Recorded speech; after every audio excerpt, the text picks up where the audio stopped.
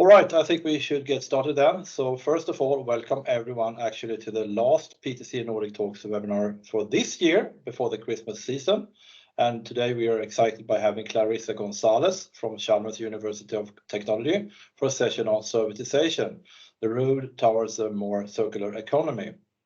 But first, a very quick introduction about myself. My name is Torbjörn Pilsson, and I'm the Alliance Manager for PTC in the Nordics. And we are running these webinars every week at the same time, where we also invite customers and partners and organizations for some inspiration on any hot topics in digital transformation to see what is possible and how to make things happen. And all the past webinars have also been recorded and are to be found on the registration site. And the agenda for today is first a very quick overview of PTC by my colleague Carl, right now in the car actually, from the customer success team. And then Clarissa will also start by introducing herself, then touch base on a few trends, challenges in servitization, and how to address these and some of the business outcomes. And at the end, we will also have a Q&A session, so please keep your questions to the end. So now over to you, Carl. Thank you, Torbjörn. So PTC, thank you, Clarissa. PTC is a 30-year-old international software company whose headquarters are based in Boston. We provide software mainly for manufacturing enterprises with a focus on the digital transformation. We started with CAD and PLM, and now, since a few years, we are introducing SaaS, IoT, and augmented reality. To you, Clarissa. Okay, thank you very much, Carl and Torbjörn, for the introduction.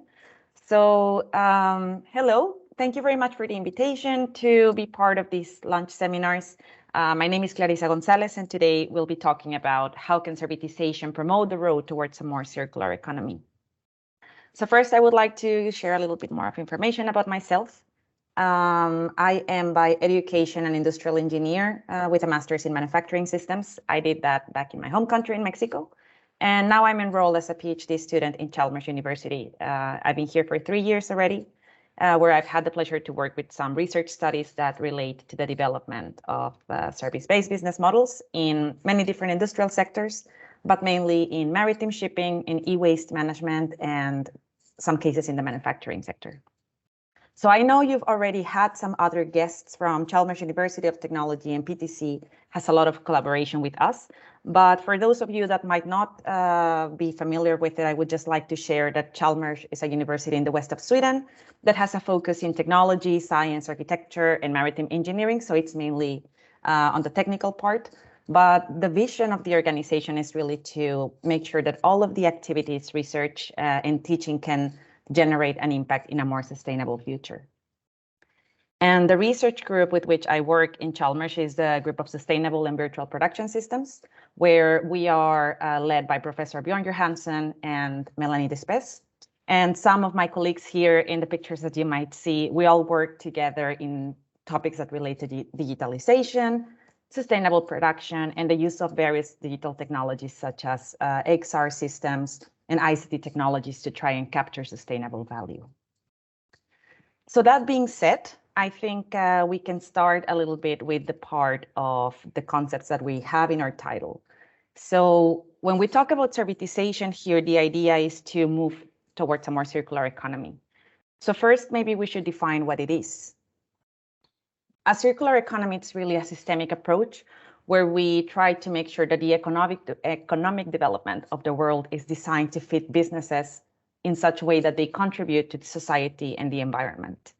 And a cultural economy, circular economy, sorry, it's one that aims to really close the loop of materials in an efficient way, which means that we take responsibility for every material that enters the loop, and we decouple the economic activities from the use of natural resources, which means that we stop assuming that our world has an infinite regenerative capability.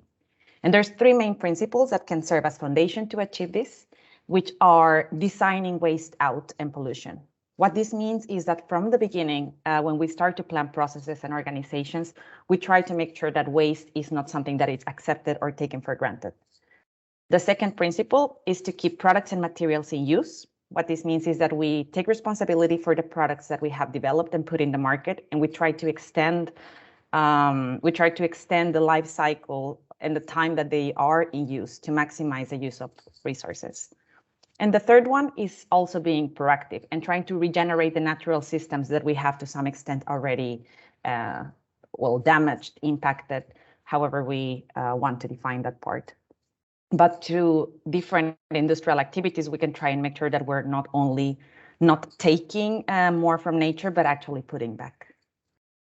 So why is it that circular economy became a burning concept? The idea is that until today, we have an economy that is quite linear, where after the second industrial revolution, we just accepted that we would take resources from the world, we would make products, use them for a quite short amount of time, and then that they would go to waste. This meaning that we are assuming that the world can infinitely regenerate them. However, there's many principles that can come into place to make a change and a shift in this paradigm that we have. So through the techniques that are proposed in the many different approaches that there are to become more sustainable, for instance, the different pyramids that propose different ways of handling waste, sustainability thinking, and through the reorganization about how organizations create and capture value at different stages of the life cycle of offerings, we can make a transition. So what this pyramid here shows us is mainly that when we think about how to maximize the conservation of resources and materials, we cannot continue to think that recycling will forever be the go-to option. So what this tries to show us is that initially we should try to think about how can we prevent waste. If that is not possible, then how can we reuse the materials that we have already in the loop? And later on, strategies like recycling and recovery come into play. But this really reorders a little bit the status quo of how things are done. And by applying these principles, we can potentially look at a more circular economy. I am not sure if you've seen this diagram before, but it became quite famous in the last years. It was proposed by the Ellen MacArthur Foundation. And where in this diagram, I know that the letters are quite small and it's not my intention that you read them. However, they just try to show us that there's different loops that can continuously capture value from the flows of technical and biological materials. So when we see this idea of having circles, we're trying to really create a value circle where where there's more value captured from the products and resources that we have. So this is a little bit of an introduction to the part of circular economy. But now, how does this really relate to the business environment and to service-based business models? So today, our industry looks quite different from how it used to a few decades ago.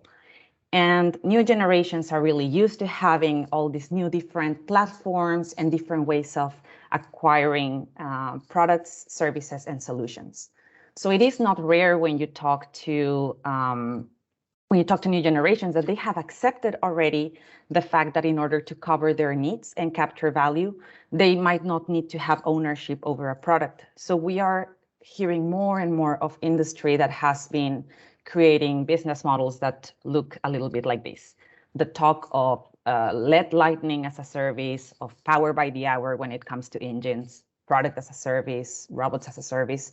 So the idea here is that by providing customers with the option of receiving services and of actually acquiring a solution over ownership, we could potentially develop propositions that deliver value in a way that is decoupled from the use of material resources. So then maybe just in order to make sure that we're all on the same channel, I would like to share with you one of the most accepted definitions of servitization in academia. And servitization, in a way, is the innovation of an organization's capabilities to shift from selling products to selling services. When we do this, it becomes a lot more important, both for the customer and for the manufacturer, to make sure that they understand what is the element of value. What is it that we need to cover? What is it that we need to cover in order to make sure that there is a willingness to pay for a service? And how can we do that in the most sustainable way? And when we servitize, when we start providing, when we make the transition from being a product-centered company to a service-based company, and we go through the servitization process, we tend to provide in the end something that looks more like a product service system. What this means is that there is a mix where we might still have tangible products that are part of our offering, but they have to be perfectly balanced and combined with an intangible service that we are providing and with a business model that really tries to capture and connect the elements between software and hardware in such a way that they are attractive and that comply with their need. And the advantages of product service systems are said to be that they enable dematerialization. When we decouple the fact of providing ownership of a product in order to cover a need, then that might mean that we need less material resources. Also, we can ensure to have longer life cycles because through services such as maintenance or as visibility of how the data can provide new solutions, we can make sure that the product stays with the customers for longer times. Also, when we as manufacturers do not decouple ourselves from the solution that we're delivering to the customer, we can have more visibility of what happens in the product life cycle. And this can really support the part of the design of the product. So if I know how my engine is being used towards the end of life, then I can make sure that I integrate that type of feedback into the beginning of life and the design. And additionally, having more tight relationships tends to create stronger connection between customers and suppliers, bringing benefits such as more reliability, trust, and many other intangible elements that are rarely achieved when you have a one-time transaction. Something that I would like to mention here is that we've been talking about servitization and product service systems in the context of achieving a more circular economy. But I would not like to be misleading here, and I do not want to send the message that this would happen automatically. So when we think about using product service systems and servitizing, this does not mean that we will become sustainable by chance or by accident. This needs to be integrated in the part of the design of the business model. And assuming that we become more sustainable, it's actually a big problem that it's called the sustainability paradox of the sharing economy. So what needs to be done in order to make sure that we're sustainable? Every element of value has to integrate the triple bottom line of sustainability, where we think about how is our business offering and our organization connecting with the planet, with people, and eventually with profit. So we've been talking about, okay, the potential advantages and what does it mean to have a product service system. But in an industrial context, we might wonder, how does this look like? What are the options that we have when our company wants to servitize?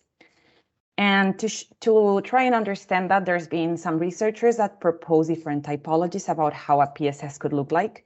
And there is 3 main types. Something that I would like to capture in this slide is that when we change from being a company that delivers products into delivering services, we are really integrating our behavior with our customers in the part of which is the actual experience. So we leave behind the part of having ownership of a product or even having access to a service to really make sure that the experience is one that captures value in the best possible way. But again, to the typologies, there is 3 main types. At a lower level of servitization and a high consideration still of delivering a product, we have the product-oriented PSS, where we are adding a service to a product. Then we have the use-oriented PSS, where we are providing the customer with the option to use a product, but the company keeps ownership of it. It does not give it already to the customer. And then we have the result-oriented PSS, where the customer does not only want to use a product, but they really want to receive a result. What does this mean? I might not want to use a car, but I want to be transported. So then we are in this type of PSS. And the product here is only a part of a service. It's the tangible asset that needs to be used to deliver value. And you might wonder, or not, but how do these different types of PSS connect to actually a more circular economy? What is the way to go? How should my company perceive this? And the idea of how they relate to sustainability is mainly that they have different sustainability potentials. So when we talk about PSS, the more we go towards decoupling the value in use from the tangible asset, what this means, the more we go towards a result-oriented PSS. Typically, according to the case studies that have been conducted in different universities, you have a higher sustainability potential. This does not happen automatically. It needs to be integrated in the design, but it is a matter of what the case studies have shown.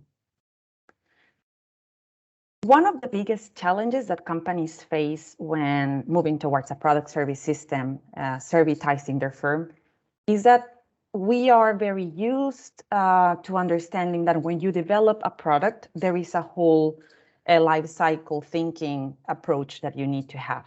However, when you are not only managing a tangible asset, but you also have to manage the part of how you're delivering service, it becomes really difficult to or maybe not difficult, but it's a process to start and understand how can you actually integrate the life cycle of both the product and a service in a harmonic way. How can you make sure that you have hardware that will be able to be supported by the services that will be available in 5 years, 10 years, depending on your expected life cycle in the part of the product. And I would like to here remark that decisions that are taken in the beginning of life cycle and in the design are our biggest chance to make an impact from a sustainability perspective. When this does not mean that we should discourage trying to join the loop of circularity later in the life cycle. However, for products that are still under design, here is where we should really try to focus. So yeah, now after this being said, you might have an idea of why are PSS so valuable, but I would just like to summarize it. For customers, PSS really supports them receiving value through a more customized approach, where there is more understanding about what does quality mean and what are the real needs that have to be covered. So companies have a better understanding of what is that they need to deliver. And from a manufacturer perspective, there are also many advantages. For instance, when you are competing on the value that you deliver, you have a better chance of reaching a bigger market than when you're competing directly on costs. A lot of intangible elements of value come into play. Also, systems that combine products and services are less easy to replicate. Products are you can easily start manufacturing them in a different country. However, when you have a whole platform and a whole system of delivering value, this gets a little bit more, you get a much more stable competitive advantage. And also, we already talked about how can this connect and create closer and longer relationships with customers. So now I would like to also talk with you a little bit about some numbers. And the idea here is that there aren't that many systems that have been followed from beginning to end where there's a complete transition to a servitized business that complies with the principles of a circular economy. However, there's different organizations that have already foreseen what could be the potential impact of it. So here in this image, mainly what they show is how different industry sectors have jumped into the servitization trend.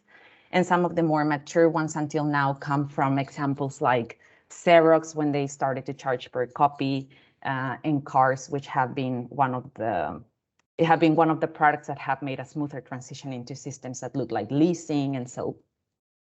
So here, what I wanted to show you is some of the estimates from firms such as McKinsey, Deloitte, and the Ellen MacArthur Foundation, where they foresee that the combination of using digital technologies such as Internet of Things could completely unlock up to $5 trillion in new business opportunities that have never been captured. When we do not know that we can comply with a need, we can't even foresee sometimes the value that we are missing and what we could deliver to potential customers. And also, I was really happy to see that 87% of the respondents of some of Deloitte's services are starting to understand that businesses cannot be just measured in terms of their financial performance. So a lot of software and sustainability principles are coming into play. Also, both McKinsey and MacArthur have estimated that circular economy methods could unleash up to $1 trillion a year in cost savings if we really try to reuse all the materials that today go to waste.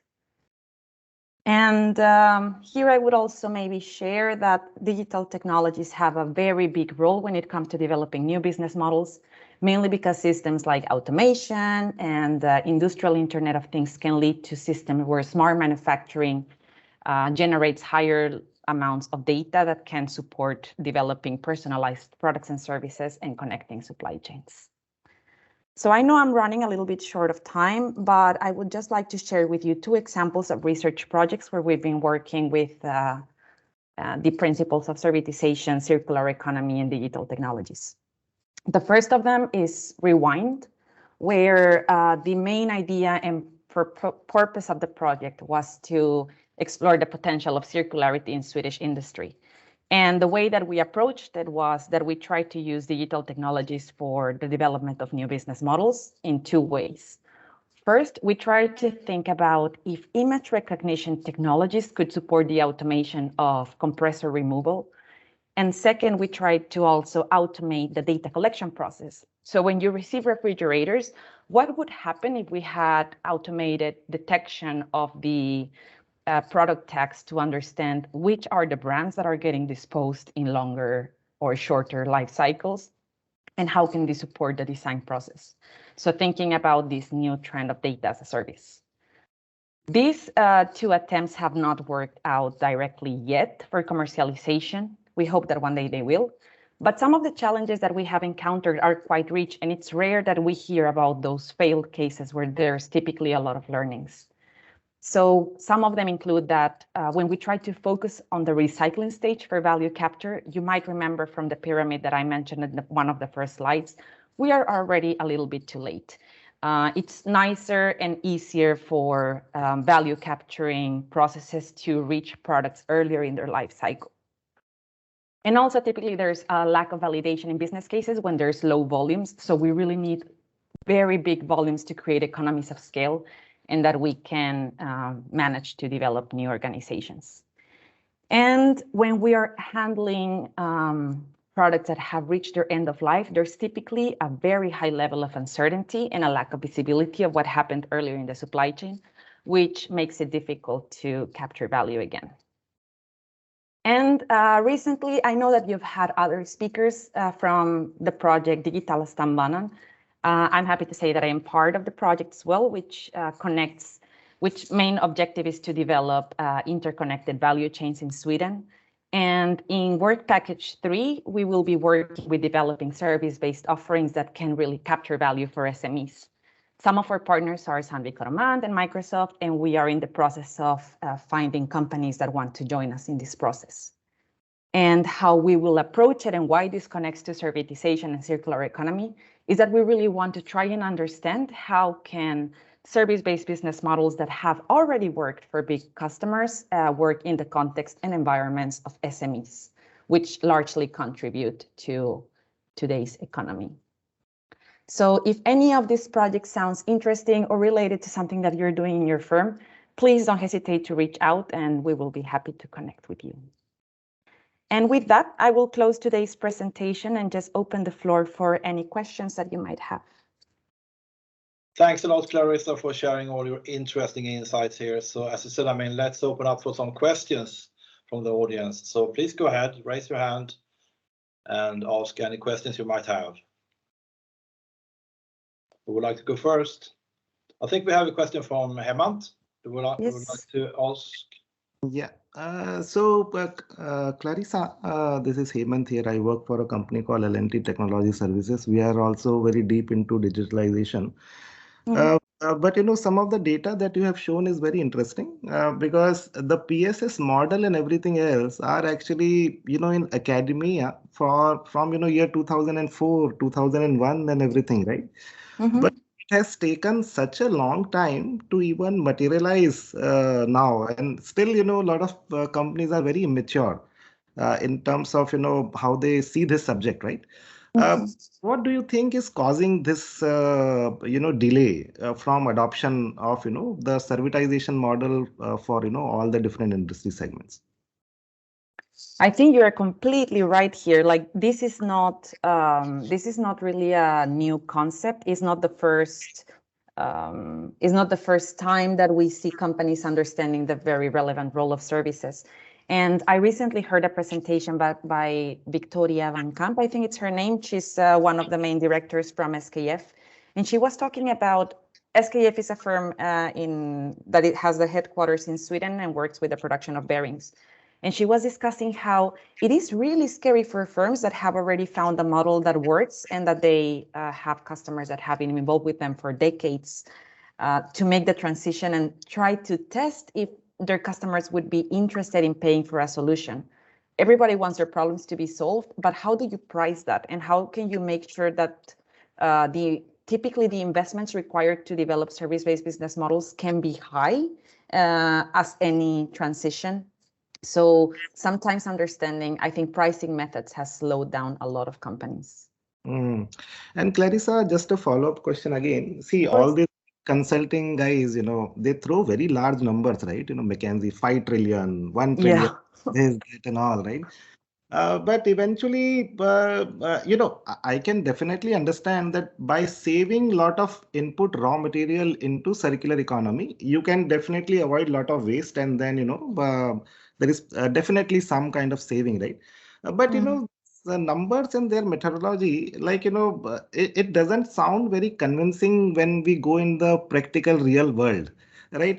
So theory to practical real world is a big gap, right? Clarissa. So how do you propose that, we should be actually, trying to manage that gap, right? Between the theory to, practical reality. I agree with you. Like, I was really, really impressed to see these big numbers. I share them because it is some of the estimates that we have from organizations that are the most trustworthy and that are driven into digitalization and have more visibility of how different industries behave. But I think that it is difficult to put a number in value opportunities that have never been identified. Some researchers have really tried to name this and they call it value uncaptured. So they call that any business opportunity that no one has ever thought about before and that there is no strategy about how to cost it. However, I do think that although the numbers sound big, we have never lived in an era where there's such a big amount of data. So it could be that we have no clue yet, or that it could not, we cannot foresee the very big impact that data could have in product and service generation. So we might not be as far as we think we are. So Clarissa, I will actually, seek some of your time to, because these topics are very close to my heart, actually, so I'm deep into sustainability as well as digitalization. I will connect with you later. Thanks. Yes, please do that. I'll be happy to. We can have an online fika or something. Yeah. Thanks, Hemant. Very good question. So anyone else who would like to go ahead and ask any questions you have to Clarissa? Otherwise, I have a question also, and that relates a little bit, to who should actually, get involved in that kind of, servitization projects. What kind of stakeholders do you think, should be engaged in that kind of, project when getting started? I think that here it is really important to understand that the more members in a value chain that we have involved, we have a bigger potential to make sure that the business model will actually work. And part of the reason for it is because it has been proved in previous attempts to develop new business models that if you actually take into consideration the insights from different stakeholders into a process that relates more to value co-creation, you can make sure that the offers that you are creating in such a personalized way are actually something that will be welcomed by in the market. And I heard of a case of a company called Wallenius, I think that it's in the maritime sector in one of our research projects where they are doing precisely that. They wanted to start charging for a result for reduction in energy consumption, in fuel consumption. And then they were sitting down with their customers and putting lots of posts and saying, okay, what would be of value for you and how much would you be willing to pay for this? So I think that in a lot of cases, companies have been scared to be transparent in the way that they are developing their businesses, what are the revenues behind. But in order to create business models that are based on trust, you need to have some level of transparency. So the more you invite, the more members of your value chain that you have in this process, the merrier, I would say. Right. one last question.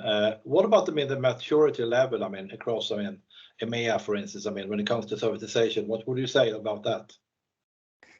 I think that particularly when it comes to servitization, it is difficult to assess the maturity of firms because I by no means am claiming that a higher degree of servitization will always serve a company better. So I think it's more about understanding what is the need that you're trying to cover and then matching that to the level of services that you will deliver. I think that more and more companies are becoming aware of how services really provide a much higher revenue than sometimes only the sale of a product. So I would say that this will spike in the next decades. Right, thanks. Any last questions from the audience? Would like to go ahead?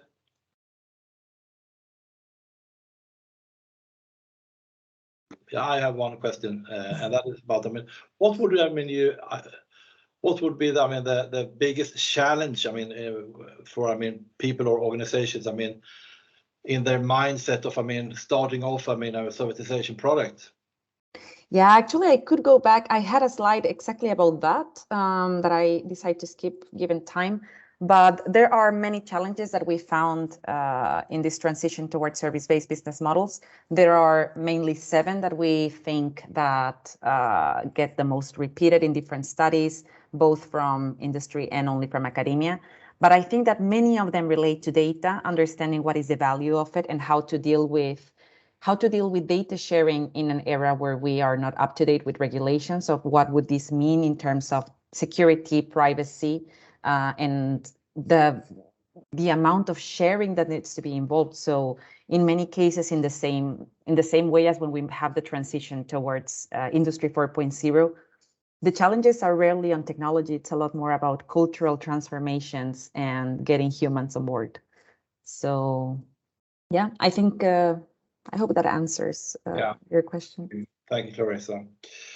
So time is unfortunately running out. So many thanks everyone for joining, and of course a special thanks to you, Clarissa. And stay tuned for the next Nordic Talks next week for another session by Chalmers University of Technology. So with that, I wish you all a fantastic weekend, Merry Christmas, and a Happy New Year actually already now.